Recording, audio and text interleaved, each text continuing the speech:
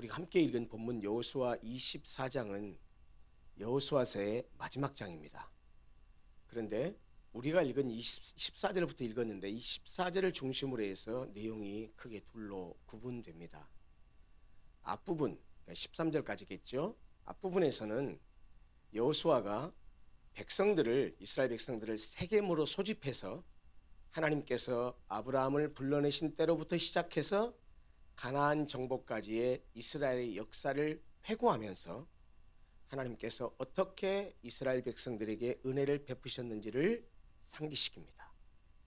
그리고 우리가 읽은 이 본문이 계속 나오는데 뒷부분 14절 이하에서는 바로 이러한 이스라엘의 역사적 사실에 근거해서 여호수아의 지도 아래 여호와 하나님과 이스라엘 백성 사이에 언약을 갱신하는 내용으로 이루어져 있습니다. 본문의 지리적 배경은 세겜입니다. 세겜이라는 지역은 좀 이스라엘 백성들에게 독특하고 의미 있고 그리고 신앙적으로나 역사적으로 그들에게 좀 다른 지역과는 달리 받아들이는 지역입니다. 왜 그러냐면 무엇보다도 세겜이라고 하는 곳은요, 이스라엘 민족의 조상이 아브라함이죠. 아브라함이 메소포타미아의 지역인 갈대아 우리에 살고 있었을 때 하나님께서 아브라함을 불러내십니다. 그래서 아브라함은 하나님의 부르심을 따라서 메소포타미아 지역에서 나오죠. 그래서 가나안 땅으로 이주하게 됩니다. 그때 가나안 땅 이주해서 제일 먼저 단을 쌓고 하나님을 예배한 곳이 바로 세겜입니다. 뿐만이 아닙니다. 쌍둥이 형을 속여서 장자권을 탈취한 야곱이 외삼촌 라반의 집으로 피신합니다. 거기 피신했다가 20년을 지내고 20년 만에 다시 고향을 찾아 돌아가게 되는데 그 돌아가는 과정 가운데 단을 쌓고 거기에 정착하려고 마음먹었던 곳도 세겜입니다. 그뿐만이 아닙니다. 이스라엘 백성들이 가나안 땅에 들어왔을 때 그리심산, 에발산, 유명한 산이죠. 이 두 산에서 축복과 저주의 말씀을 낭독하고 기록함으로써 하나님과의 언약을 새롭게 한 곳이기도 합니다. 이렇게 세겜이라고 하는 곳은 이스라엘 백성들에게는 역사적으로도 신앙적으로도 매우 뜻깊은 곳입니다. 그런 점에서 볼 때 여호수아가 다른 지역이 아니라 이스라엘 백성들을 그들 조상들의 신앙적 결단의 장소였다고 말할 수 있는 세겜으로 불러 모아서 그들에게 거기서 언약을 갱신하려 한 것은 그들도 조상들을 따라서 하나님의 백성으로서의 삶을 새롭게 시작하게 하기 위해서 바로 다른 곳이 아닌 세겜으로 불러 모아서 거기서 언약을 갱신하려 했던 것으로 보입니다. 언약은 성경에 구약 성경에 많이 나오는 단어인데 이 언약이라는 말은 문자적으로 말하자면 말로 한 약속이란 뜻이죠. 영어로는 covenant라고 하죠. 그런데 이 문자적으로는 말로 한 약속인데 이 언약이라는 의미는 당사자가 있죠. 약속을 맺는 두 당사자가 어떤 일을 하기로 합의해서 이룬 협약을 언약이라고 말합니다. 그런데 이 언약으로 번역된 히브리어 원어는 베리트라는 단어거든요. 이 베리트라는 단어는 본래 어떻게 사용되는 단어냐면 고대 근동지방에서는 종주국이 있고 봉신국이 있습니다. 종주국, 섬김을 받는 그런 나라가 있고 그 종주국을 섬기는 그런 봉신국들이 있었는데 그 두 나라 사이에 맺는 충성 맹세를 베리트라고 말합니다. 그런데 성경에서 구약 성경에서 베리트라는 단어는 좀 다른 의미로 사용됩니다. 하나님과 이스라엘 백성 사이의 관계를 묘사하는 용어로 사용됩니다. 그리고 이 베리트라는 단어는 어원적으로 보면 자르다, 끊다, 새기다 라는 뜻을 가진 바라라는 동사에서 전성된 말인데 이 바라라는 말은 계약을 맺을 때 짐승을 둘로 잘라서 행했던 고대 근동지방의 의식에서 유래된 말입니다. 그래서 어떻게 했냐면 고대 근동지방 사람들은 어떤 계약을 할 때 동물을 죽여서 반으로 가릅니다. 계약의 당사자가 이 토막난 짐승 사이를 서로 지나가는 것으로 계약을 맺었습니다. 그때 쪼개다, 자르다 라는 뜻을 가진 뜻이 바로 바라고 거기서 전성된 말이 베리트 언약이라는 단어입니다. 이렇게 짐승을 잡아서 둘로 쪼갠 다음에 가운데로 왔다 갔다 하는 이유가 뭐냐면 계약을 체결하는 당사자인 두 사람 중에 어느 누구라도 이 계약을 파기하면 이 지금 짐승처럼 두 토막을 내서 죽임을 당한다라는 그런 의미를 담고 있었습니다. 그런데 하나님과 사람 사이에 맺는 언약은 이런 언약이 아닙니다. 왜냐하면 하나님은 무한하시고 전능하신 분이고 우리는 유한한 죄인들이에요. 그러므로 하나님과 인간 사이에 맺어진 언약은 쌍방간의 평등한 관계에서 같은 수준에서 합의에 의해서 계약이 이루어지지 않습니다. 하나님께서 주권적으로 행하십니다. 하나님과 인간 사이의 언약이라고 하는 것은 하나님께서 인간을 대상으로 일방적으로 세우시는 주권적인 약속이 돼 그것은 우리에게 은혜를 베푸는 약속입니다. 그리고 하나님은 우리와 맺은 그 언약을 신실하게 지키십니다. 여러분, 지금 여호수아가 갱신하려고 하는 하나님과 이스라엘 백성 사이의 언약은 그러면 무엇일까요? 하나님께서 이스라엘 백성들에게 언약을 맺으셨는데 그들은 출애굽에서 가나안 땅으로 가는 과정 40년 광야 생활 가운데서 아시다시피 시내산에서 하나님으로부터 이 약속을 받았어요.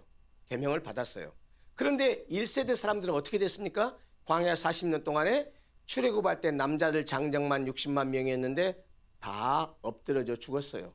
2명만 출애굽했던 60만 명 가운데 2명만 가나안 땅에 들어가고 나머지는 다 죽었단 말이에요. 그 2명이 누굽니까? 여호수아와 갈렙입니다. 그러면 가나안 땅에 2명밖에 안 들어갔습니까? 아니죠. 수많은 이스라엘 백성이 들어갔어요. 그러면 2명이 들어갔다는 말은 무슨 말이냐? 출애굽했을 때 그때 1세대들 중에서는 2명만 들어가고 다 죽었고요. 20세 미만의 어린 사람들 출애굽 당시에 그 다음에 광야 40년 동안에 태어났던 2세대들이 가나안 땅에 들어간 겁니다. 자, 그러면 여호수아가 지금 세겜에 불러 모은 백성들은 누굽니까? 1세대입니까? 2세대입니까? 2세대란 말이에요. 자, 1세대 사람들이 시내산 언약을 받았어요. 모세 언약을 받았어요. 하나님께서 시내산으로 모세를 부르셔서 십계명을 위시해서 계명을 줬잖아요. 언약을 줬단 말이지. 약속을 맺었단 말이에요. 그러면 계약의 당사자가 누굽니까? 하나님과 출애굽 1세대였는데 1세대들이 다 죽어버렸다니까요. 그리고 2세대들만 남았어요. 그러니까 이 계약이 동일하게 2세대들에게 유효하려면 이제 계약의 당사자가 2세대들과 맺어야 되기 때문에 여호수아가 그들을 세겜에다 불러 모아놓고 이스라엘 백성들에게 1세대들에게 주었던 하나님의 계명을 다 말씀을 다 전하고 그리고 이제 너희들이 이 계약을 받았으니 너희들도 이 계약에 동참해서 이 계약을 수행해야 된다라고 지금 리뉴얼 하려고 하고 있다는 말입니다. 다시 말하면 하나님께서 어떻게 그들과 함께 하시고 은혜를 베푸셔서 여기까지 오게 됐는지를 상기시키면서 선대 1세대들이 받았던 모세 언약을 이제 너희들 2세대 너희들의 언약으로 받아 순종해라 라고 지금 요청하고 있다는 말입니다. 리뉴얼, 갱신이라고 말하는 이유는 다시 말씀드리지만 계약의 당사자가 출애굽 1세대에서 2세대로 바뀌기 때문에 지금 갱신이란 말을 쓴다는 말입니다. 성경에 보면 하나님이 우리 인간에게 주신 최초의 언약이 뭐냐면 아담에게 주셨던 선악과 따먹지 말라는 명령이에요. 그걸 소위 아담 언약이라고 말합니다. 신학적으로는. 그런데 그것은 최초의 인류의 조상에게 하셨던 언약이고 선민인 이스라엘에게 주셨던 최초의 언약은 이스라엘의 조상이었던 아브라함에게 주셨던 언약입니다. 그래서 우리는 그것을 아브라함 언약이라고 부릅니다. 그를 부를 때 하나님이 뭐라고 약속하셨습니까? 창세기 12장 1절 이렇게 명령합니다. 너는 너의 고향과 친척과 아버지의 집을 떠나 내가 내게 보여줄 땅으로 가라. 일방적인 명령입니다. 그러고 나서 2절과 3절에서 약속을 주십니다. 이게 아브라함 언약의 구체적인 내용입니다.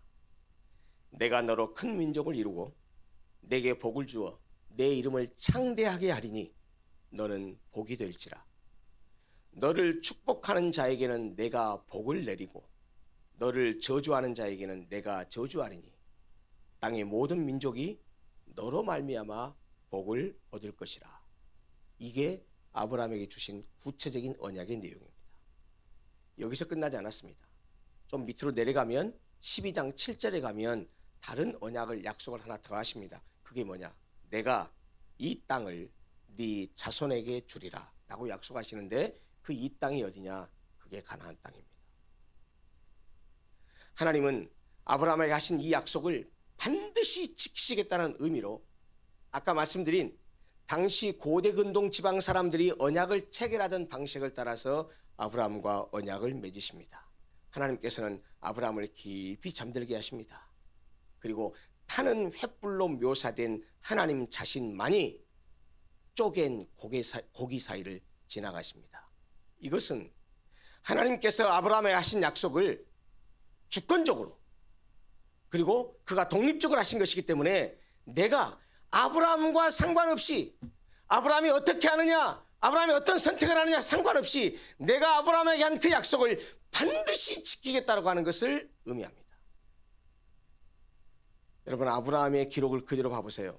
우리가 아브라함을 믿음의 조상이라고 말하지만 그다지 아브라함의 행적을 보면 믿음 있는 사람같이 행동하지 않습니다. 여러분, 아브라함의 후손 가운데 예수 그리스도가 탄생했는데 만약에 애굽에 내려가서 누이를 와이프를 아내를 누이라고 속였잖아요. 그래가지고 만약에 그 왕이 아내하고 성적인 관계를 했다고 한다면 어떻게 되겠습니까? 그러면 하나님이 그 모든 구원기에 산산조각 나는 것이죠. 그래서 하나님께서 그 모든 것 가운데 주권적으로 역사하셔서 당신이 아브라함에게 하셨던 그 약속을 다 이루어 가십니다. 여러분 꼭 기억하십시오. 우리가 하나님을 믿는다라고 말했을 때 그게 과연 무엇을 의미할까요? 굉장히 추상적인 말이에요. 하나님 보입니까? 만질 수 있습니까? 오늘날 같은 과학적인 시대에 하나님을 어떻게 믿을 수 있습니까? 여러분, 하나님을 믿는다 하면 다른 것을 믿는 게 아니에요. 하나님의 인격이 담겨있는 그의 존재적인 모든 것이 함축되어 있는 하나님의 말씀인 성경을 믿는 거예요. 그 성경을 믿는다라는 말은 무슨 말이냐? 하나님이 우리에게 말씀을 통해서 하신 약속을 믿는다라는 거예요. 여러분 생각해 보세요. 예수 믿으면 구원받고 천국 갑니까? 그래요? 여러분 믿으시죠?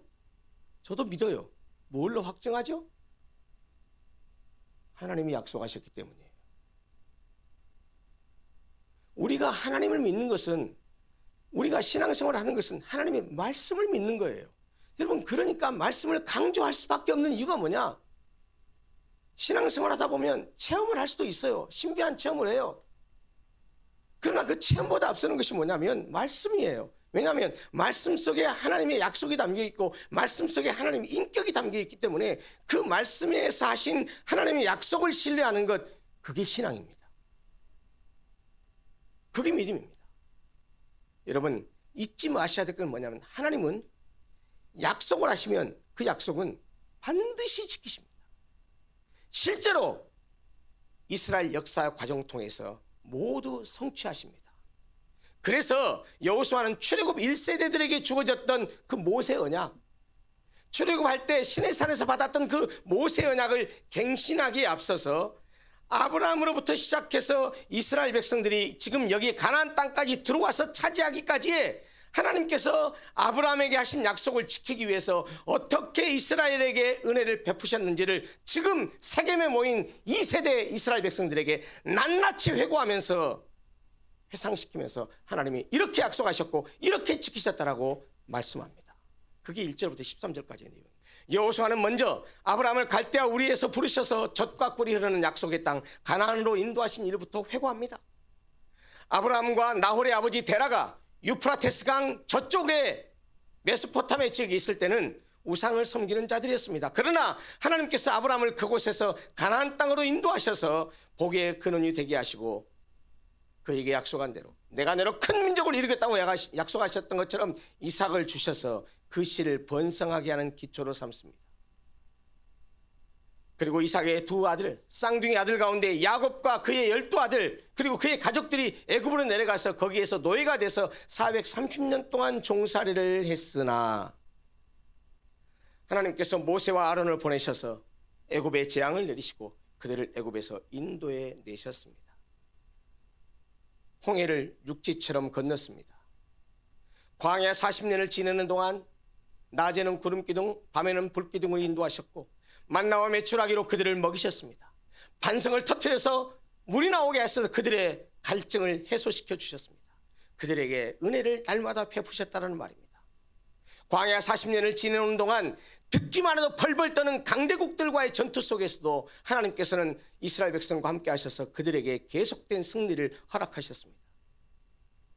그리고 요단강을 건너서 가나안 땅에 들어간 후에도 이미 가나안 땅에는 가나안 7족속들이 버티고 있었습니다. 그러나 그 가나안 7족속들은 이스라엘의 힘으로는 맞설 수 없는 자들이었지만 하나님께서는 그들을 이스라엘의 손에 넘겨주셨고 마침내 가나안에 정착할 수 있게 되었습니다. 그뿐만이 아니에요. 여호수아는 이렇게 표현합니다. 이스라엘 백성들은 수고하지 아니한 땅과 건설하지 아니한 성읍들을 차지해서 거기에서 살 수 있게 되었다라고 말합니다. 심지 아니한 포도원, 심지 아니한 감람원의 열매를 먹게 되었다고 말합니다. 이것이 다 하나님의 은혜 아니냐라고 하나님께서 이스라엘 백성들을 여기까지 데리고 온 과정들을 얘기하면서 약속의 신실하신 하나님에 대해서 상기시켜 줍니다. 그것이 13절까지의 내용이에요. 이렇게 이스라엘 역사를 통해서 약속의 신실하신 하나님께서 베푸신 은혜들을 상기시킨 여호수아는 오늘 우리가 읽기 시작한 14절에서 이스라엘 백성들에게 이렇게 강력하게 요청합니다. 14절 보십시오. 그러므로 이제는 여호와를 경외하며 온전함과 신실함으로 그를 섬기라. 너희 조상들이 강 저쪽과 애굽에서 섬기던 신들을 치워버리고 여호와만 섬기라. 만일 여호와를 섬기는 것이 너희에게 좋지 않게 보이거든 너희 조상들의 강 저쪽에서 섬기던 신들이든지 또는 너희가 거주하는 땅에 있는 아모리 족속의 신들인지 너희가 섬길 자를 오늘 택하라. 너희들이 어떻게 택할지 모르지만 나는 나와 내 집은 오직 여호와를 섬기겠노라. 이렇게 말씀하고 있어요. 다행히 이스라엘 백성들이 여호수아의 그 말에 대해서 백성이 이렇게 대답합니다. 우리가 결단코 여호와를 버리고 다른 신들을 섬기기를 하지 아니하겠습니다 라고 말합니다. 그리고 그들도 뭐라고 말하느냐, 자기들도 하나님께서 자기들을 함께 하시고 은혜를 베푸는 것을 경험했기 때문이라고 말해요. 그래서 그 이하 17절과 18절에 이렇게 고백합니다. 우리 하나님 여호와께서 친히 우리와 우리 조상들을 인도하여 애굽 땅 종되었던 집에서 올라오게 하시고 우리 목전에서 그 큰 이적들을 행하시고 우리가 행한 모든 일과 우리가 지난 모든 백성들 중에서 우리를 보호하셨음이며, 이게 17절 말씀은 출애굽해온 과정들을 지금 이들이 경험한 것들을 고백하는 거예요. 하나님이 그랬지 않냐? 그 다음에 18절 여호와께서 또 모든 백성들과 이 땅에 거주하던 아모리 족속을 우리 앞에서 쫓아내셨습니다. 가나안 땅을 정복하게 된 과정들을 지금 얘기하고 있는 거예요. 사실 이스라엘 2세대들에게는 출애굽 과정과 가나안 정복 이 두 과정은요, 하나님께서 이스라엘 백성을 인도하신 가장 대표적인 사건이라고 할 수 있습니다. 그래서 그것을 경험한 그 2세대들도 18절 하반절에서 이렇게 선언합니다. 드디어 언약이 갱신됩니다. 언약의 당사자가 됩니다. 이들도 뭐라고 말합니까? 그러므로 우리도 여호와를 섬기리니 그는 우리 하나님이시기 때문입니다. 여기 우리 하나님, 왜 우리 하나님이라고 했을까요? 우리 조상들의 하나님만이 아니고 이제는 우리도 경험했습니다. 우리 하나님입니다. 더 직접적으로 말하면 무슨 말이에요? 나의 하나님입니다. 여러분, 하나님을 그냥 타자적인 제3자적인 그들의 하나님 혹은 그냥 우리 하나님을 생각하지 마시고 내 하나님이 되셔야 돼요. 그게 무슨 말입니까? 내가 하나님을 경험해야 돼요. 내가 하나님을 만나야 돼요. 여러분, 신앙적인 체험이 신앙의 원리가 될 수는 없으나 신앙적인 체험은, 종교적인 체험은 그 사람의 신앙이 성장하는 데 굉장히 중요합니다. 구원을 받았음에도 불구하고 구원받은 경험을 하지 못할 수 있어요. 내가 구원받았다라고 하는 그런 느낌을 못 가질 수 있어요. 그러나 말씀을 의지하면, 제가 아까 말씀드렸잖아요. 말씀을 믿으면 구원받은 거예요. 그 구원받은 실증적인 경험이 없을 뿐이지. 그래서 그 경험을 하는 것은요, 그 사람의 신앙을 위해서 굉장히 유익합니다.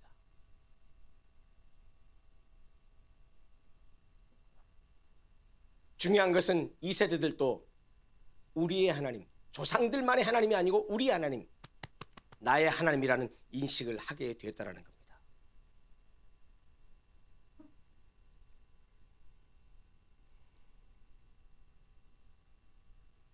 그 이후에 보면 이스라엘 백성들이 하나님을 섬기겠다고 함에도 불구하고 19절 20절에서 여호수아가 찬물을 끼얹는 얘기를 해요. 이렇게 말합니다. 너희가 여호와를 능히 섬기지 못할 것은 그는 거룩하신 하나님이시오 질투하신 하나님이시니 너희의 잘못과 죄들을 사하지 아니하실 것입니다. 그 다음에 만일 너희가 여호와를 버리고 이방 신들을 섬기면 너희에게 복을 내리신 후에라도 돌이켜 너희에게 재앙을 내리시고 너희를 멸하시리라. 이렇게 말합니다.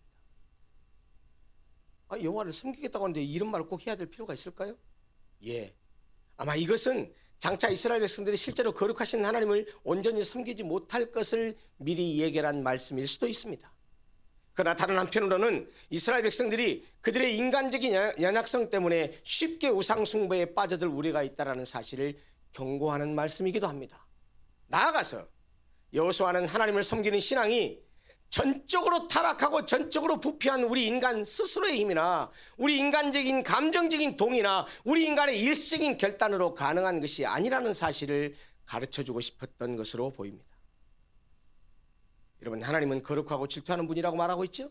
그래요. 하나님은 거룩할 뿐만 아니고 질투하시는 분이에요. 그렇기 때문에 우리가 여호와를 섬길 때 우리도 거룩해야 됩니다. 우리가 여호와를 섬길 때 하나님으로 하여금 질투심을 유발하게 하면 안 됩니다. 그래서 20절 말씀은 하나님께서 우리에게 복을 내리신 후에라도 우리가 여호와를 버리고 이방신들을 섬기면 하나님 우리에게 재앙을 내리실 것이라고 경고하고 있지 않습니까? 그러자 이스라엘 백성들이 이렇게 대답합니다. 아닙니다, 아닙니다. 우리 절대 여호와를 버리지 않겠습니다. 아닙니다, 아니니이다. 우리가 여호와를 섬기겠나이다 라고 대답했어요. 그랬더니 여호수아가 여호와를 섬기겠다고 했으면 이렇게 해야 된다라고 못 박아서 얘기합니다. 그게 23절 말씀이에요. 그러면 그래, 너희들이 절대로 하나님 버리지 않고 하나님을 섬기겠다고 하면, 그러면 이제 너희 중에 있는 이방신들을 치워버리고 너희의 마음을 이스라엘의 하나님 여호와께로 향하라. 그럼 무슨 말입니까? 여호와를 섬기려면 다른 이방신들을 치워버려야 됩니다. 여호와를 섬기면서 다른 신들을 겸하여 섬길 수 없기 때문입니다. 오직 하나님만을 믿고 하나님만을 섬겨야 됩니다. 그래서 여호수아는 마음을 하나님께로 향하라고 하는 것이죠. 내적인 중심을 하나님께 돌려서 신앙적인 신실성을 가지라는 말입니다. 백성들도 여호수아에게 응답합니다. 24절입니다. 이 말씀으로 언약이 갱신됩니다. 우리 하나님 여호와를 우리가 섬기고 그의 목소리를 우리가 청종하리이다. 이제 말씀 앞에서 2023년을 살아갈 우리가 좀 돌아봤으면 좋겠습니다. 말씀을 마무리하려고 합니다.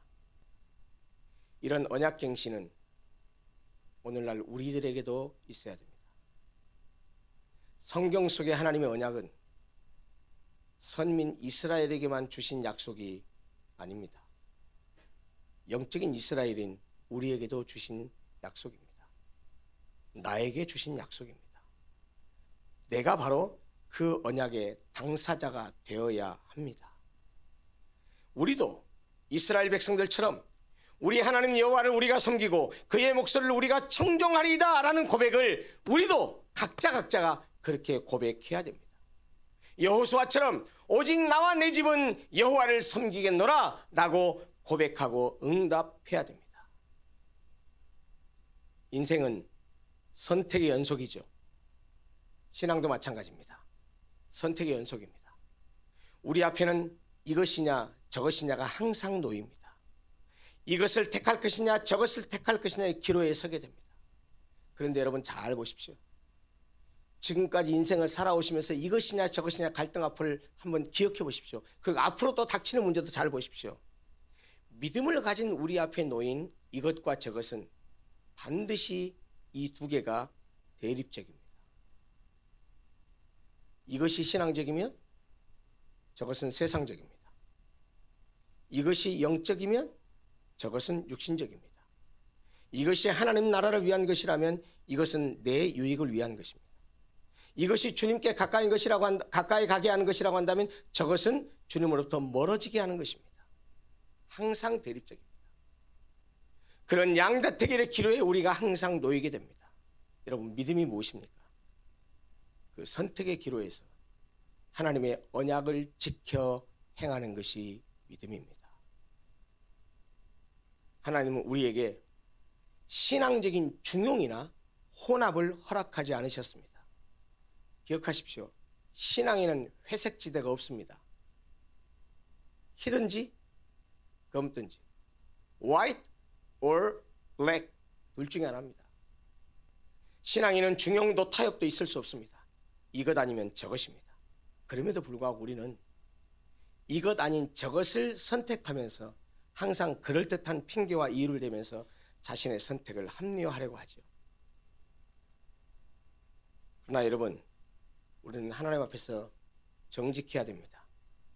차라리 이것 아닌 저것을 선택했다 할지라도 핑계 대려고 하지 말고 정직하게, 하나님 죄송합니다. 제 믿음이 이것밖에 안 돼서 이걸 선택하고 말았습니다. 용서해 주십시오. 저에게 믿음을 주셔서 다음부터는 이런 선택을 하지 않게 해 주십시오 라고 해야지. 그러면서 하나님의 은혜를 구해야지. 자꾸 이것 아닌 저것을 선택하면서 하나님 어쩔 수 없잖아요, 내가 이래서 이랬어요 라고 변명하고 핑계 대려고 하지 말라라고 하는 것입니다. 신앙을 1순위가 아닌 후순위로 밀어내는 것은 신앙을 포기하는 것과 다름이 없습니다. 하나님을 포기하도록 우리를 유혹하면서 속삭이는 세상적인 것들에 제발 넘어가지 마십시오.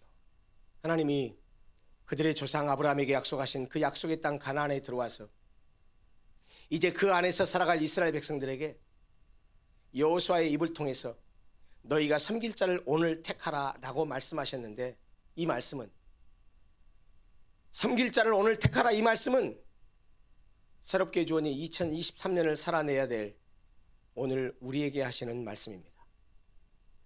지나온 삶을 되돌아보십시오. 얼마나 하나님께서 우리의 삶 가운데 말할 수 없는 은혜를 베푸셨습니까? 오늘 우리가 여기 있기까지 하나님이 어떻게 우리를 보호하시고 지키시고 인도하셨습니까? 뒤돌아보면 어떤 것 하나도 은혜가 아닌 것이 없지 않습니까? 그렇다면 우리가 하나님만을 사랑하고 하나님만을 따라가며 하나님만을 섬기는 것은 당연한 일 아니겠습니까?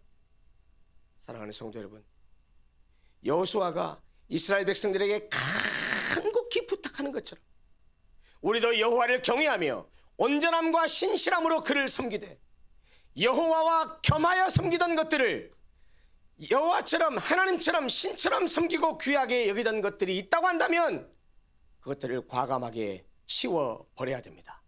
오직 여호와만 섬겨야 됩니다. 그것이 은혜를 입은 하나님의 백성이 하나님께 대해 가져야 될 마땅한 자세와 태도입니다. 2023년은 마땅히 섬길 자를 택하되 하루하루 365일을 살아가면서 오직 여호와만 택하고 오직 하나님만 섬기는 복된 한 해가 되었으면 좋겠습니다. 여호와와 다른 것을 겸하여 섬기려고 하지 마시고 양다리 걸치고 엉거주춤한 자세로 신앙생활 하지 마시고 이것이냐 저것이냐 단호하게 결단을 해서 하나님, 여호수아가 말한 것처럼 오직 나와 내 집은 여호와만 섬기겠습니다라는 선택과 결단을 하셔서 그 하나님의 은혜 안에서 믿음으로 살아가면서 믿음의 진보를 이루어내는 복된 한 해가 되시기를 간절히 소원합니다. 기도하겠습니다.